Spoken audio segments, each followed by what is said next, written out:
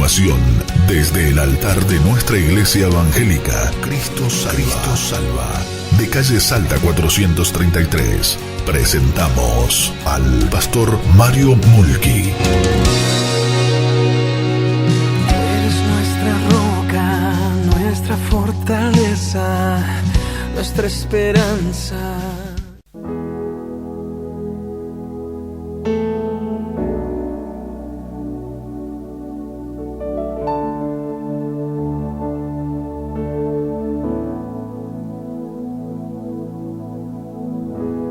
Digno es el Cordero Santo, Santo, Santo es Él. Levantamos nuestra alabanza al que en el trono está.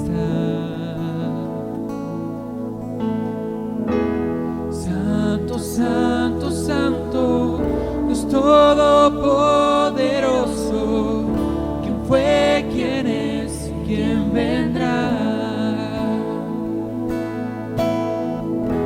La creación hoy canta y damos gloria a Él. Tú eres digno por siempre y siempre.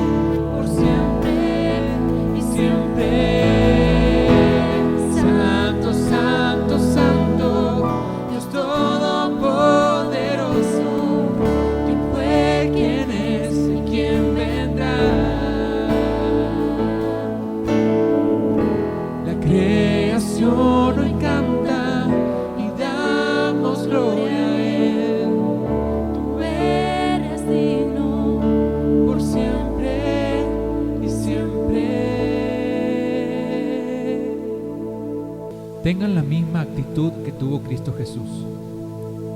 Aunque era Dios, no consideró que el ser igual a Dios fuera algo a lo cual aferrarse. En cambio, renunció a sus privilegios divinos, adoptó la humilde posición de un esclavo y nació como un ser humano. Cuando apareció en forma de hombre, se humilló a sí mismo en obediencia a Dios y murió en una cruz como morían los criminales.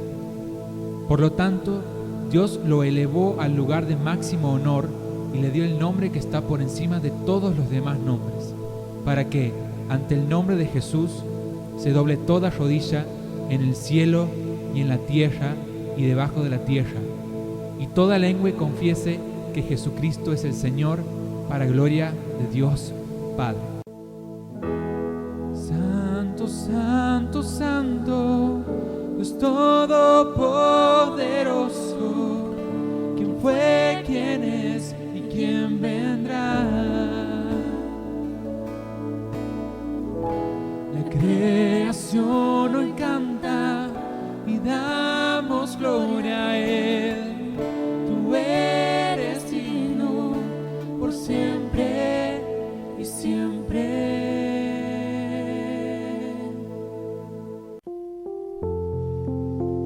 Te saludo desde aquí a donde me estás viendo y quisiera en esta noche o en esta hora hablar del regocijo en tiempos de crisis. Muchas veces en este tiempo bajamos los brazos y decimos: Señor, ¿por qué nos pasa esto? ¿Por qué el mundo está encerrado? ¿Por qué vivimos un tiempo de desazón?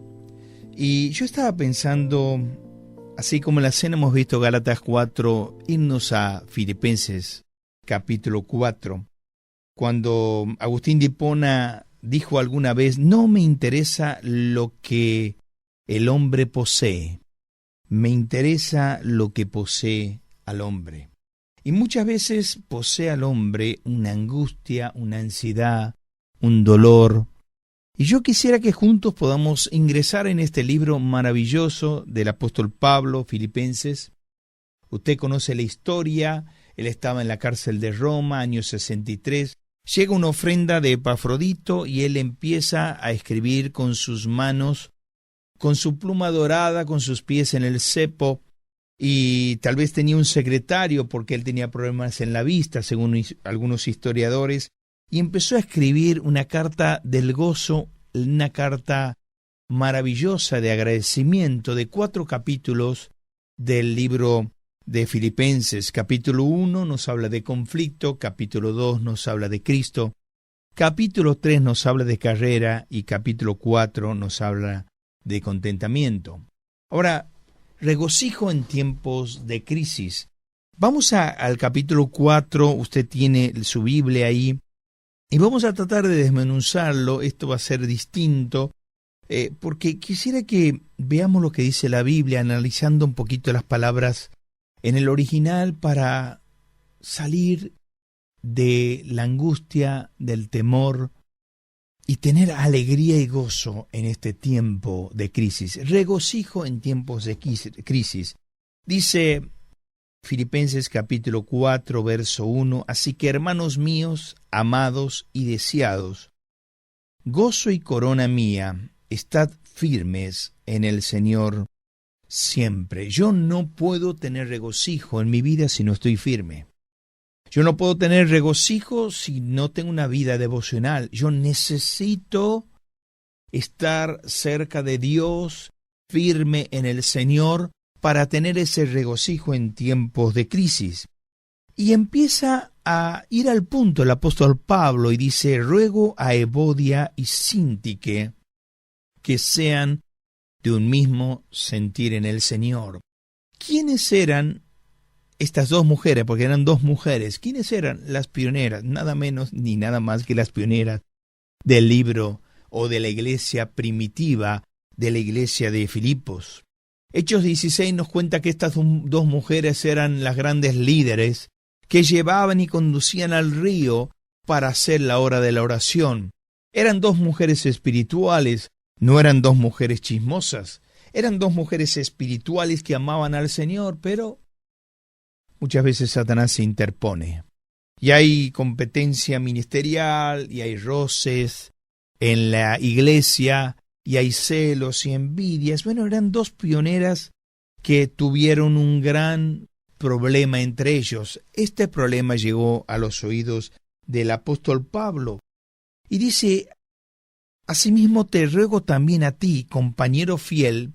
Aparentemente, algunos dicen que esta carta le mandó a Timoteo o a Silas, y le dice: quiero que ayudes a estas 2 mujeres que combatieron juntamente conmigo en el Evangelio. Ayúdalas a reconciliarlas. Y le habla también a Clemente, un miembro de la iglesia, también a los demás colaboradores conmigo, cuyos nombres están en el libro de la vida. ¿Qué significa este libro de la vida? Este libro de la vida nos habla de aquellas personas que son salvas, que tenían servicio, tal vez estaban bautizadas, que estaban escritos y sellados por el Espíritu Santo de Dios.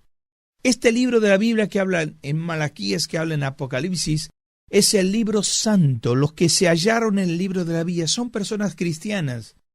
Así como yo, el apóstol Pablo dice, estaba en el libro de la vida, estas hermanas también están en el libro de la vida, y muchos también lo están. Y dice: regocijaos en el Señor siempre. Dice Filipenses capítulo 4, verso 7, dice, regocijaos en el Señor siempre. Otra vez os digo, regocijaos. Vuestra gentileza sea conocida con todos los hombres. El Señor está cerca. Solamente estoy haciendo una introducción.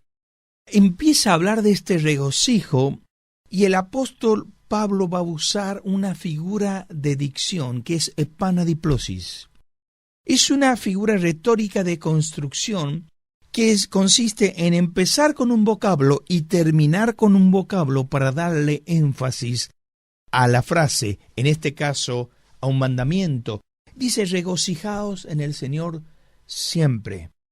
Otra vez os digo, regocijaos. Ahí la palabra regocijaos es jairo, que significa alégrense siempre. No puede ser que porque tengan una cuarentena hayan bajado los brazos. No puede ser por un problema pueril hayan tenido desaliento y le hayan preguntado al Señor por qué. Regocijaos en el Señor siempre. Ahí dice, vuestra gentileza sea conocida en todos, y esta palabra gentileza habla de 4 significados que el Señor quiere a través de Pablo marcar. La gentileza habla de apacibilidad, habla de amabilidad, habla de afabilidad y habla de equidad. Esta gentileza sea conocida en todo, que significa que tienen que ser amables, tienen que ser equitativas, tienen que ser afables. Y después dice, porque el Señor está cerca. Claro, muchos predicadores hablan que el apóstol Pablo hablaba que el Señor está cerca y viene a buscarnos, por eso tenemos que reconciliarnos. Y uno cuando va al original significa el Señor está cerca para ayudarnos. No está haciendo mención a la segunda venida del Señor, sino está haciendo mención a que el Señor está cerca para solucionar ese problema interpersonal. Y ahora se mete en el tema, el apóstol Pablo, en el tema central de cómo debemos regocijarnos en el Señor siempre. Y nos invita a hacer 3 miradas. En primer lugar, una mirada arriba, y hacer la primera mirada, la mirada de la petición. En segundo lugar, nos hace mirar alrededor o afuera y una mirada a los hermanos y nos habla de paz. Y en tercer lugar, nos hace una mirada o nos invita a hacer una mirada introspectiva para hacer la mirada del pensamiento. En primer lugar, nos dice que tenemos que hacer una mirada hacia arriba, hacia Dios. ¿Por qué? Porque dice la palabra del Señor, por nada estáis afanosos. Sino sean conocidas vuestras peticiones delante del Señor, con toda oración y ruego, y con acción de gracias. Ahora déjeme detenerme un poquito en esto, mi hermano, porque muchas veces no nos damos cuenta que dice la Biblia por nada, y después dice por todo. Por nada estéis afanosos, y por todo debes orar. Por nada y por todo. Ahí la palabra afanarse significa merimao, que es una mirada doble. Es tener la mirada dividida. Es tener una esquizofrenia mental. Es no tener la mirada clara cuando nos afanamos. Por eso algún escritor dijo, la ansiedad es el estado mental que se caracteriza por una gran inquietud, con intensa excitación y con una extrema inseguridad. Ahora, muchas veces no podemos tener gozo o regocijarnos si estamos afanados. Por nada estéis afanosos. Mira arriba y me habla de petición. ¿Qué tienes que hacer? Dice ir por todo. Todo, ¿qué significa? Al Señor con toda oración. Miren, en la Biblia hay de los 66, Howard Hendrickson lo dice, de los 66 libros, 62 hablan de la oración. Solamente Abdías, Cantar de los Cantares, Segunda Juan y Ageo no hablan de la oración. Después los otros 62 libros hablan de la oración.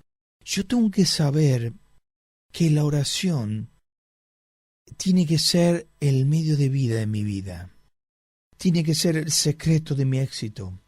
Es el medio que Dios nos ha dejado para comunicarnos con Él. Ora por todo, mi hermano. Dice David Pratt, desea lo que Dios desea y luego pide lo que quieras. Dice Carlos Haddon Spurgeon, ora de tal manera y de tal forma y tantas veces que tú y Dios se vuelvan íntimos amigos. Con toda oración, por nada estés afanosos, pero por todo ora al Señor. No solo oración, sino ruego. Ahí la palabra ruego es carencia, es necesidad. Es un clamor delante de Dios de derramar el corazón, como lo derramó Ana en 1 Samuel capítulo 1. Ella derramó el corazón por tener un hijo, para tener un hijo, y Dios le concedió. Tenemos que orar, pero tenemos que rogar al Señor y vivir una vida plena de comunión con Él, pero nos habla de oración, nos habla de ruego, pero también nos habla de acción de gracias. Y ahí la acción de gracias, Eucaristía, son expresiones de agradecimiento, palabras de gratitud, ser agradecido siempre. Mire, el Señor conoce nuestras oraciones, conoce nuestros ruegos, pocas veces conoce nuestras acciones de gracias. Querido hermano, ¿cuántas veces te has quejado? ¿Cuántas veces tu vida vive siempre en queja de queja? Y la queja avanza, viene del lenguaje del infierno, viene de Satanás. La alabanza viene del lenguaje del cielo, viene de Dios. Aprende esta semana a decirle, Señor, yo quiero tener regocijo en tiempos de crisis. Yo quiero vivir una vida plena en ti, pero para eso tengo que orar, hacer ruegos, tengo que hacer acción de gracias, agradecer por todo y decirle, Señor, gracias porque tengo esto. Miren, me impacta la vida de Daniel en el capítulo 6, 1 al 10. Nota que él oraba y daba gracias delante de Dios. Y él rogaba y hacía oraciones y súplicas. Tanto es así que Daniel pudo pasar la noche con los leones en perfecta paz, mientras que el rey en su palacio no pudo dormir. Cuando yo vivo una vida en descanso de Dios, es colocar toda mi ansiedad sobre Él, es echar, como dice 1 Pedro capítulo 5, 7, es echar toda vuestra ansiedad o preocupación, como dice Isaías 55, 22, echando toda vuestra ansiedad, o echa tu carga sobre Jehová, Él te sustentará, no dejará para siempre caído al justo. Yo, hablando con una persona en esta semana, me habló por teléfono y me dice, nunca en mi vida viví la crisis matrimonial como hoy vivo. Nunca tuve discusiones con mi mujer como hoy tengo. Nunca estuve frente al divorcio como hoy vivo. Entonces yo le aconsejé vivir una vida plena de oración. Yo le dije lo que hablé en el Congreso de Hombres, que lo puedes ver por internet, que los matrimonios que no oran juntos están en peligro. Tenés que orar junto con tu esposa. Está en riesgo de separación. Dios nunca creó nada para fracasar. El matrimonio lo creó Dios. No es una institución religiosa, es una creación divina. Por lo tanto, tenés que orar al divino, al Creador, al de aquel pensamiento creativo que antes de la fundación del mundo ya había pensado en el matrimonio. Petición, mirar arriba y reemplazar, anota esto, reemplazar tu preocupación en una petición. En segundo lugar, mira hacia alrededor y vive paz. Dice, mientras dependa de vosotros, tened paz con todos. Dice, verso 7, y la paz de Dios, que sobrepasa todo entendimiento, guardará vuestros corazones y vuestros pensamientos en Cristo Jesús. Y la paz de Dios. Ahora, qué hermosa frase, y la paz. Ahí habla de armonía, de tranquilidad, de libre de preocupación, que sobrepasa. Ahí la palabra es controlar todo sobre. O sea, exceder el valor del control. Todo está controlado, todo sobrepasado. Entendimiento significa la manera de pensar. Guardará vuestros corazones y pensamientos. Es la idea de alguien que vigila y custodia nuestros pensamientos. Y allí habla de maquinaciones. Ahora, cuando yo pienso en esto, digo, Señor, ayúdame a vivir en paz con todos. Evodia y Síntique no estaban en paz, por eso el apóstol Pablo introduce este tema y dice, tiene que regocijarse.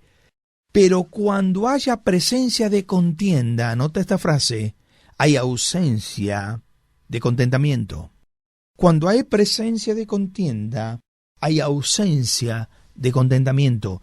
Ellas no podían experimentar, Evodia y Síntique, el contentamiento, porque había un problema entre ellas. Viví en paz. Levanta el tubo, toma el celular, envíale un mensaje de texto y soluciona tu problema. Viví en paz. Yo siempre digo que olvidar es la seguridad de lo sucedido, pero perdonar es la sanidad de lo sufrido. Y muchas veces cuando tuiteé esto, vino una persona en el mundo, me escribió y me dice, esto lo que me pasa a mí. Yo no he perdonado, por eso no tengo sanidad de lo sucedido. Y yo te invito en esta hora que tú le puedas decir, Señor, yo quiero vivir en paz. Algún escritor como Mark Twain dijo estas palabras, perdonar es hacer una limpieza interior y sacar afuera la basura que alguien dejó en ti. Sacar afuera la basura que alguien dejó en ti. La pregunta en esta hora es, ¿quién dejó basura en tu vida? ¿Quién te dejó esa basura en el corazón? No tengas basura en tu alma. Yo te voy a decir algo. En la medida que vivas en paz, vas a tener una sanidad hasta de cuerpo. Y yo no estoy hablando de sanidad de hombres. Yo no estoy hablando del don de sanidad. Estoy hablando de la sanidad sagrada de Dios. La sanidad poderosa de Dios. Viví en paz. Y la paz de Dios. Y la paz de Dios, que sobrepasa todo entendimiento, guardará vuestros corazones y pensamientos. Ahí corazones y pensamientos es muy importante, porque pensamientos ahí son maquinaciones. Es lo mismo que habla 2 Corintios capítulo 10, verso 3. Esas altivez, ese pensamiento, esas maquinaciones que haces en tu alma en contra de tu hermano cuando te vas a dormir. Y como dice el apóstol Pablo, lees más de lo que está escrito. Vivís más de lo que está escrito. Viví en paz, mi hermano, viví en paz. Pero Pablo termina y hace las 3 miradas. Evodia y Síntique, ¿cómo están? ¿Bien? Tengan paz. Pablo, Silas y Timoteo, Clemente también, ayúdalas, interceden. No pueden vivir en conflicto, porque la iglesia de Filipos no va a tener bendición. Recuerdo de Josué capítulo 7, cuando Acán pecó, dice que Israel se detuvo. Lo mismo María en Números 12. El pueblo se detuvo. Y uno le puede preguntar a Dios, pero Acán pecó y María murmuró. ¿Por qué el pueblo tiene que detenerse? porque Acán y María pertenecían al pueblo. Usted y el hermano que está en conflicto pertenecen a la esposa de Cristo. Y la esposa de Cristo no tiene que tener mancha, ni arruga, ni cosa semejante. Reconcíliate para que la iglesia tenga bendición. Muchas veces con mi copastor Carlos Aguilera clamamos y decimos: Señor, mándanos avivamiento. Pero nosotros, como siempre decimos, no somos detectives, somos pastores. Nos acostamos 11:15 de la noche, 12 a lo sumo. Yo no sé qué pasa en la casa de Juancito o de Cachito. Vivan en paz, solucionen el problema. Pero el apóstol Pablo lo hace mirar arriba, petición, alrededor, paz, adentro. Y adentro habla de pensamiento, no lo voy a hablar todo porque ahí va a hablar otro mandamiento, en esto pensad. Dice Phil Jansen, el doctor Phil Jansen: prefiero tener a un Dios al que no puedo entender que a un Dios al que no puedo explicar. Porque si yo puedo explicar a Dios, quiere decir que mi mente es demasiado grande para que pueda entrar Dios. Y mi mente no es grande. Y Dios es magnífico y grande. Muchas veces no nos damos cuenta que nosotros queremos explicar las cosas espirituales. Explicar por qué pasa lo que pasa. Y pensamos para poder debatir. No, dice, en esto pensad. No pienses más que en esto. Y habla de 8 secretos que debemos pensar: lo bueno, lo puro, lo amable, lo de buen nombre, lo virtuoso y lo digno. Ahora, cuando yo pienso en cada palabra, no la voy a explicar, pero es como si fuera que alguien está en la aduana de la mente. ¿Es honesto? ¿Es verdadero? Pase. ¿Es honesto? Pase. ¿Es de buen nombre? Pase. ¿Es digno de alabanza? Pase. ¿Es un mal pensamiento con mi hermano? No pase. ¿Es un pensamiento de pecado, de inmoralidad? No pase. En esto pensad. Ten cuidado con tus pensamientos. Dice Proverbios capítulo 23, verso 7: tal es vuestro pensamiento, tal eres tú. Tú eres lo que vos piensas. Haz un análisis en tu vida, escúchame bien, y fíjate en qué te pasas el día pensando. ¿Cuál es el lema, el monotema que tienes en tu mente? ¿Cuál es? ¿En qué piensas? Voy un poquito más allá. ¿De qué hablas? La abundancia del corazón, dice la Biblia, es la boca. Lo que yo hablo es lo que yo tengo en mi corazón. ¿De qué hablo siempre? Si yo hablo de la misma persona siempre, es porque tengo una raíz de amargura con esa persona. Si hablo del mismo tema siempre, es porque tengo una herida con esa persona. Si yo hablo de la economía siempre, es porque la avaricia está en mi corazón. Si hablo de Dios siempre, es porque el Espíritu de Dios está en mi corazón y yo tengo una fe dinámica, como le hablaba a los alumnos de la escuela bíblica en Santiago capítulo 2.